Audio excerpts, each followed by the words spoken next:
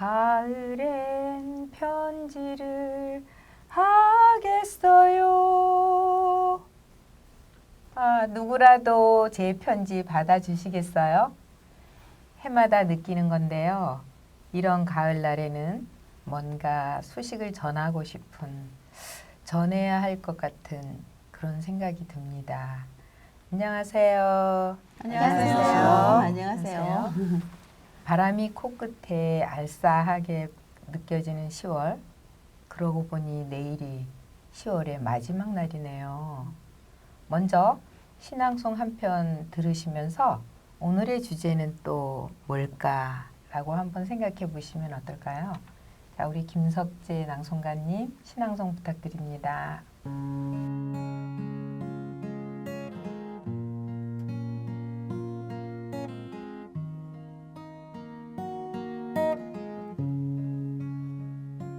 낙엽 레미드 구루몽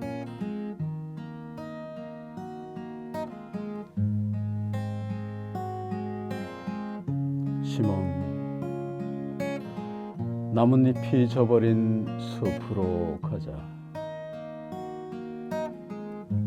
낙엽은 이끼와 돌과 오솔길을 덮고 있다.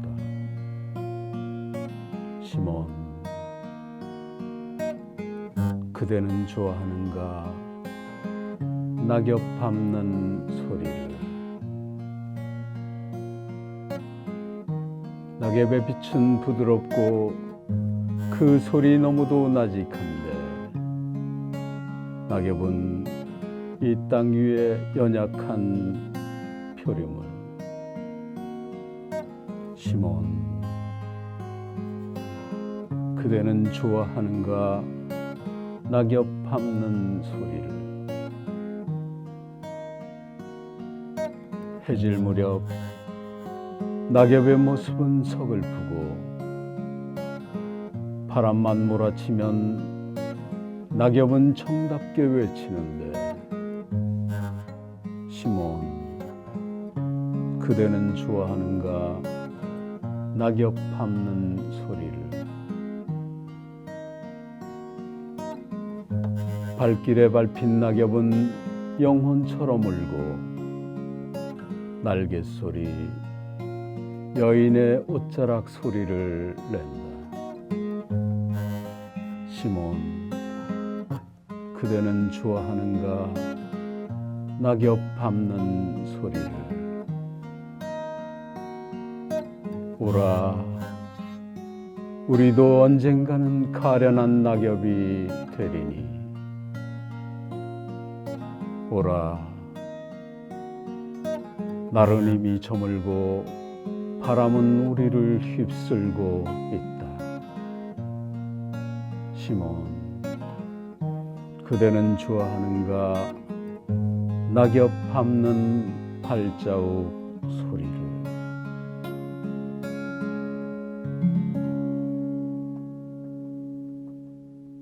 네, 어쩌면 120년 전에 이 시가 쓰여졌는데요.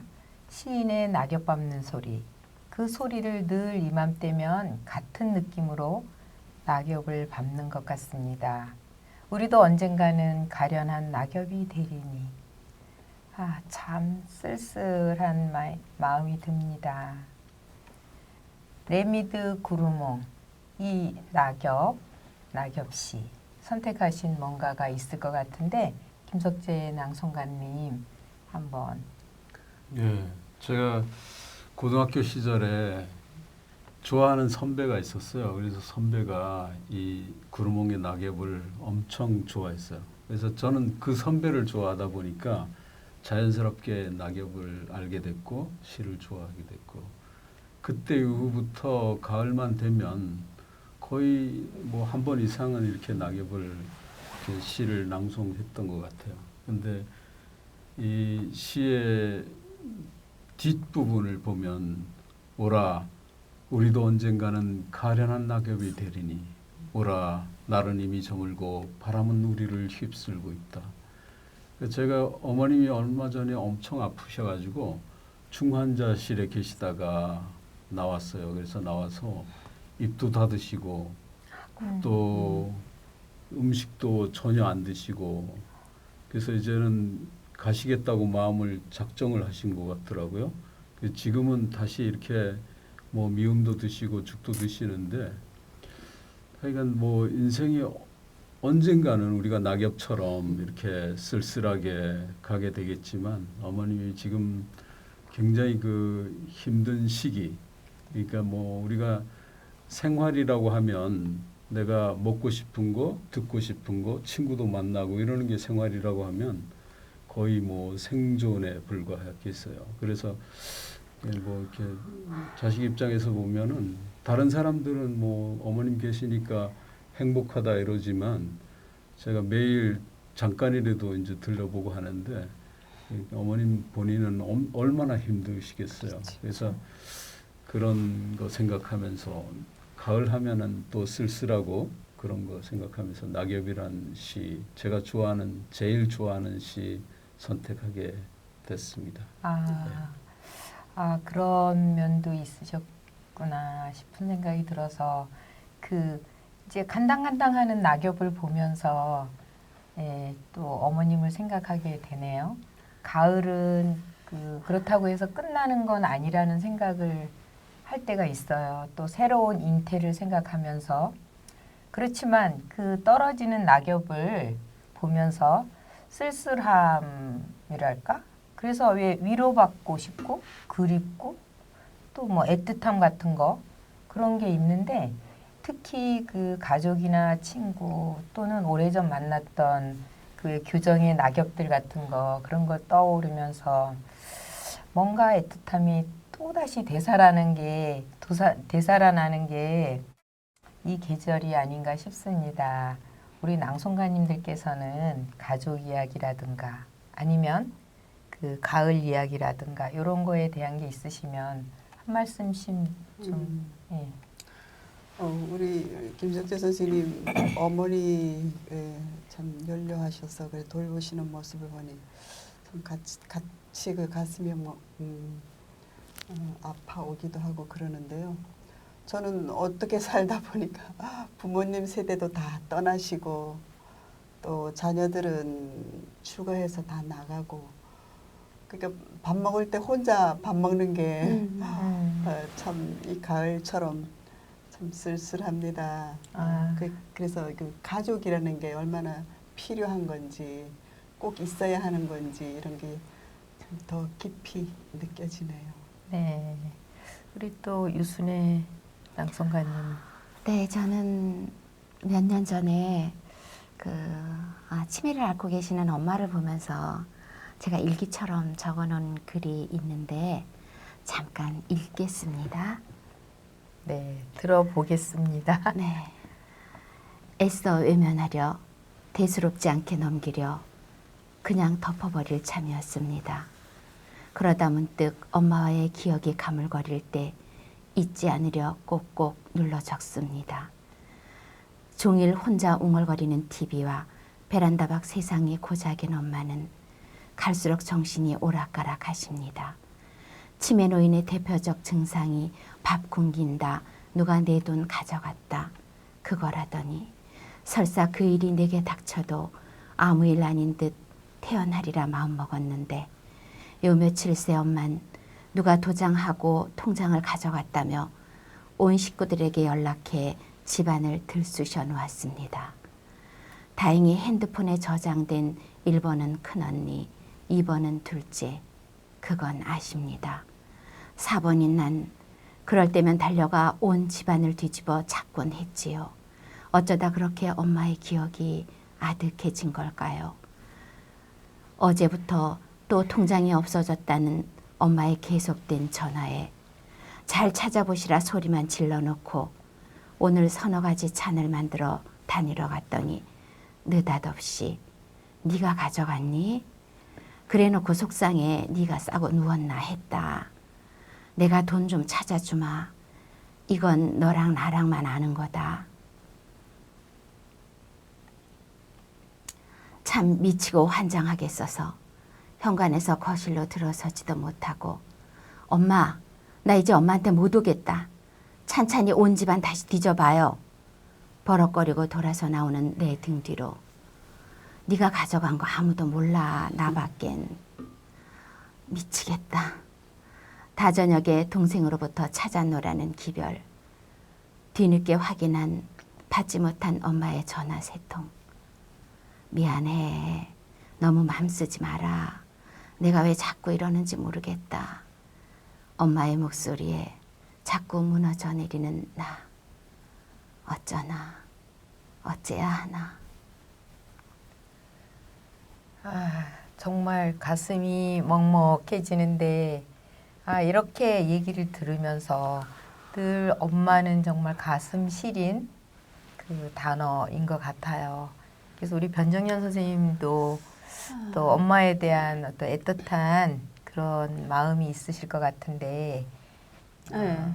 뭐 방금 지금 유순혜 선생님 그 글을 이렇게 들으면서 저렇게 누명을 써도 엄마가 계실 때가 좋다라는 생각이 드네요. 맞아요. 정말 우리는 웃고 듣지만 네. 그래도 계시지 않다라는 거에 그런 저도 이제 시 하나 뭐 제가 그 엄마에 대한 시를 적은 게 있는데 그걸 제가 그럼 낭송을 네. 하고 네.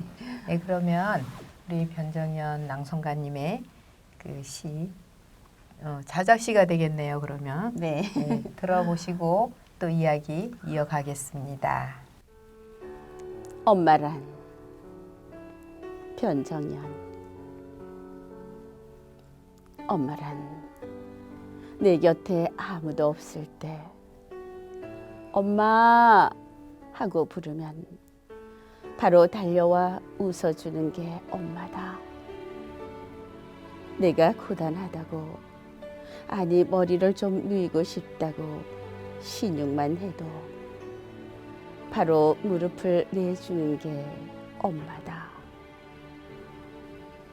그 한박 웃음이 그 마른 장작 같은 무릎이 어린아이처럼 모든 것에 낮아지고 작아져 자식이 엄마 같고 엄마가 어린 자식 같을 때 드디어 세월은 엄마를 데려가려는 신호다. 알맹이가 새록새록 연그러 갈 때 껍데기는 말라서 가루가 되려는데 하늘은 여전히 높아 푸르고 바다는 여전히 깊어 청청하다. 이제 나도 나를 엄마라 불러줄 알맹이가 있고 말라서 가루가 될 준비도 되었는데 그게 하늘, 그게 바다, 그게 엄마. 흘러도 변하지 않는 그리움을 안고 껍데기는 떠나간 내 껍데기가 마냥 그립다. 세월의 깊은 울음이다. 수천 번을 불러도 그리운 단어죠. 엄마. 엄마.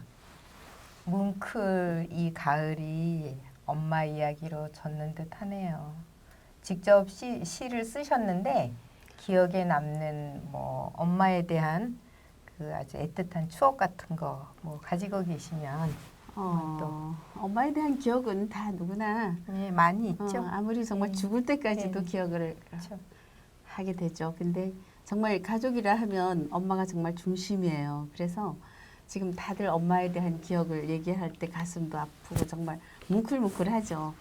저는 제가 그 시를 뭐 썼지만 그 내용도 그 내용이고 제가 이제 저희 어머니가 이제 안 계십니다. 근데 지금 아까 그 김석재 선생님 어머니가 정말 거의 생존의 그냥 그런 의미로만 계신다 하는데 저는 진짜 그런 어머니라도 계셨으면 좋겠어요. 그래서 그것 때문에 저는 이제 주변에 어머니가 계신 분한테는 엄마한테 잘하라고 난 수도 없이 얘기를 하고 그리고 가능하면 제가 시간 맞춰서 한번 뭐 순댓국도 어머니 모시고 나가라 해서 사주고 이러는 게 저는 저 엄마한테 하는 것처럼 정말 그래요. 근데 정말 좀 재밌는 얘기 하나를 하자면 엄마도 돌아가실 때쯤에 치매기가 이제 좀 있고 그러셨는데 항상 엄마는 제가 마음이 저를 마음에 이제 7남매 중에서 마음 아파하던 그런 손가락이었나 봐요. 그래서 무슨 이제 명절 때나 뭐 이렇게 아버지 기일 때나 뭐 이렇게 모이는 때가 되면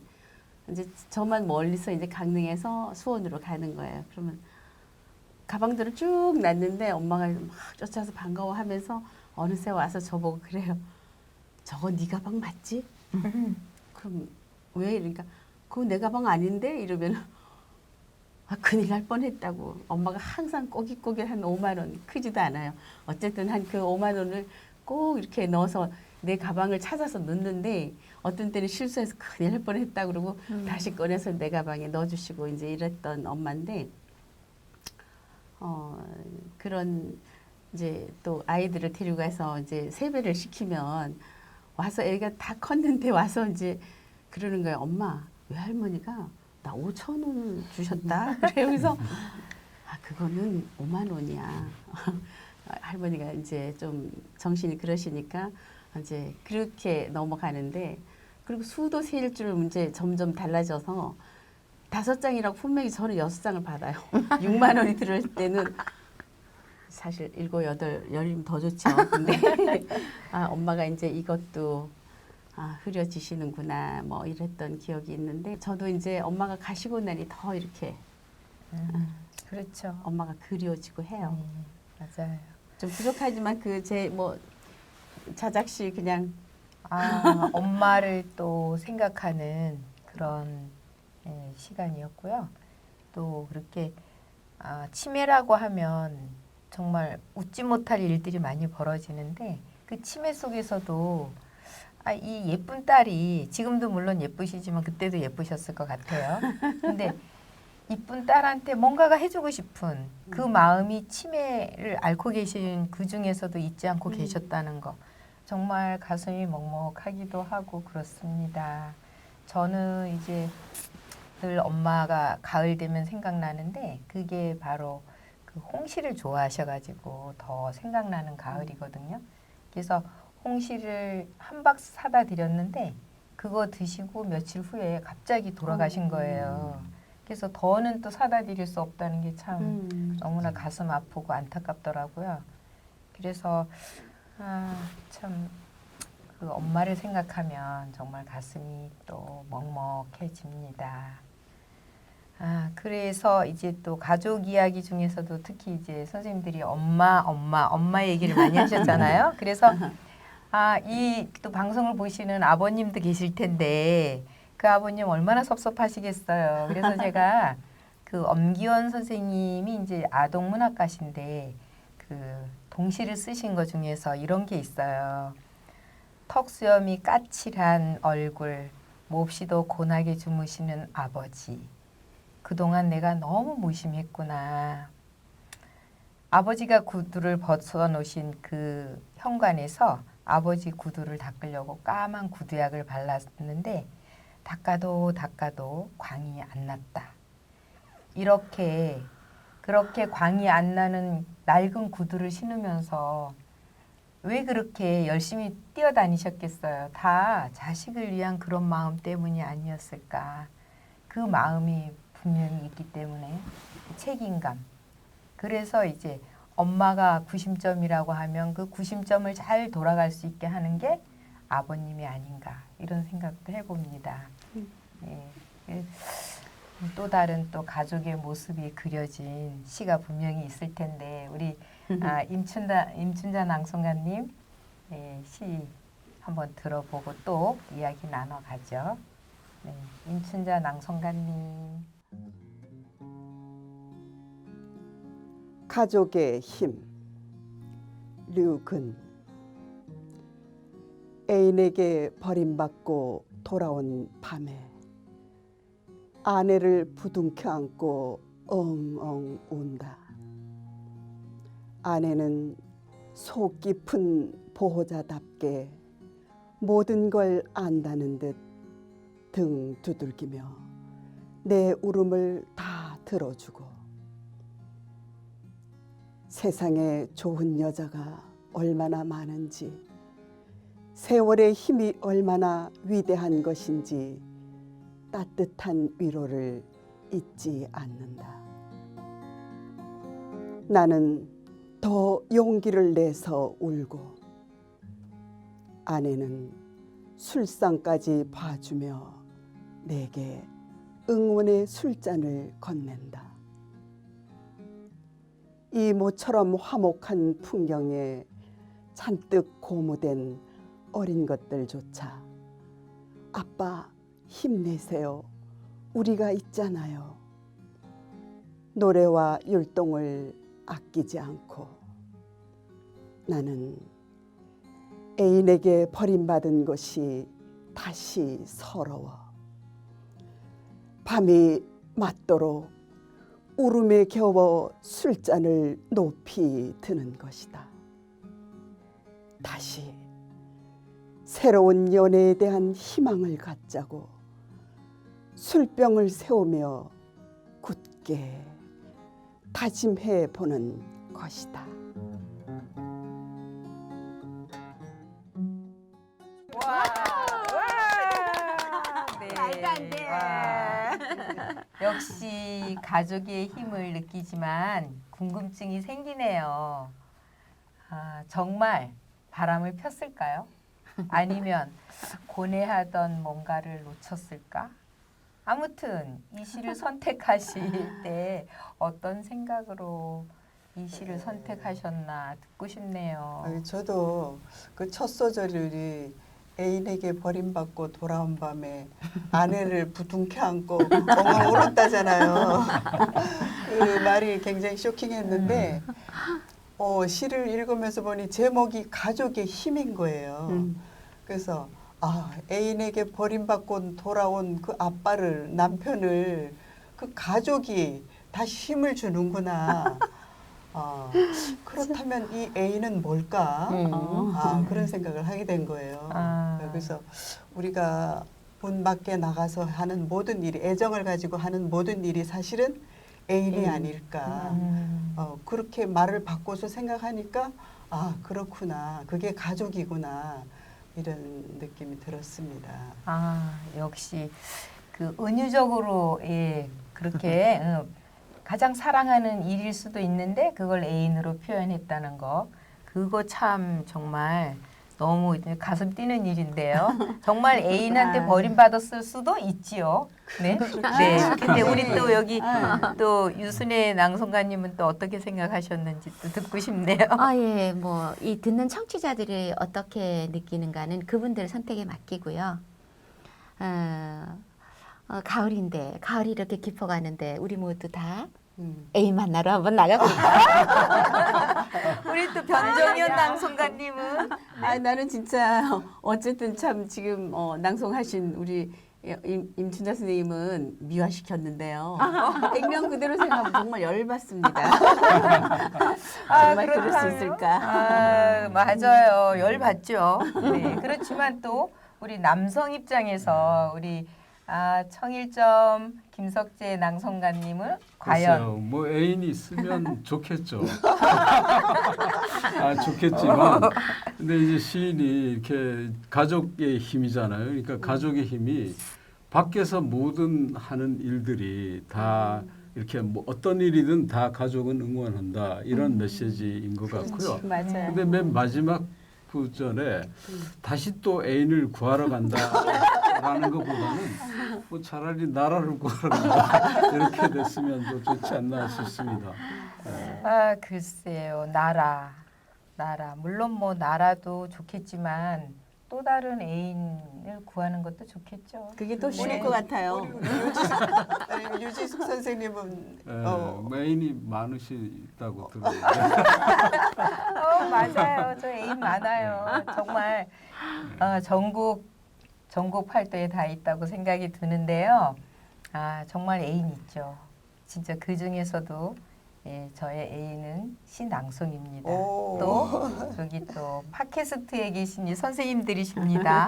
네. 고맙습니다. 아, 또 이렇게 가족이라는 주제로 웃다가 눈시울도 졌다가 하면서 이야기 나누다 보니까 어느새 마무리할 시간이 다 되었네요.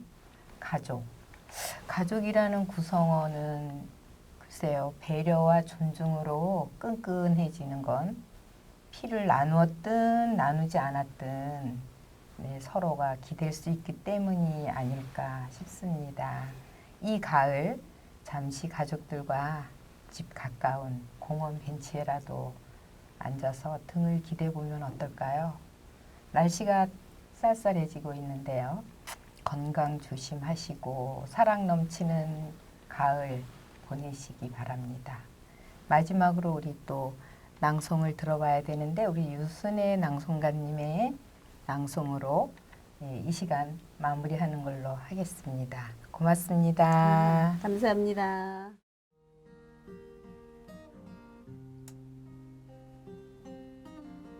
늦게 온 소포. 고두현. 밤에 온 소포를 받고 문 닫지 못한다. 서투른 글씨로 동여맨 겹겹의 매듭마다 주름진 손마디 한데 묶여 도착한 어머님 겨울안부. 남쪽 섬 먼 길을 해풍도 마르지 않고 바삐 왔구나. 울타리 없는 곳에 혼자 남아 빈 지붕만 지키는 쓸쓸함. 두터운 마분지에 싸고 또 싸서 속의 것보다 포장 더 무겁게 담아보낸 소포끈 찬찬히 풀다 보면 낯선 서울살이 찌든 생활의 겉꺼풀들도 하나씩 벗겨지고 오래된 장갑 버선 한 짝 해진 내의까지 감기고 얽힌 무명실 줄 따라 펼쳐지더니 드디어 한짓더미 속에서 놀란 듯 얼굴 내미는 남해산 유자 9개. 큰 집 뒷담에 올 유자가 잘 됐다고 몇 개 따서 넣어보내니 추울 때 다려 먹거라. 고생 많았지야. 봄볕이 풀리면 또 좋은 일도 안 있겠나. 사람이다. 지 아래를 보고 사는 거라. 어렵더라도 참고 반드시 몸만 성키 추스리라.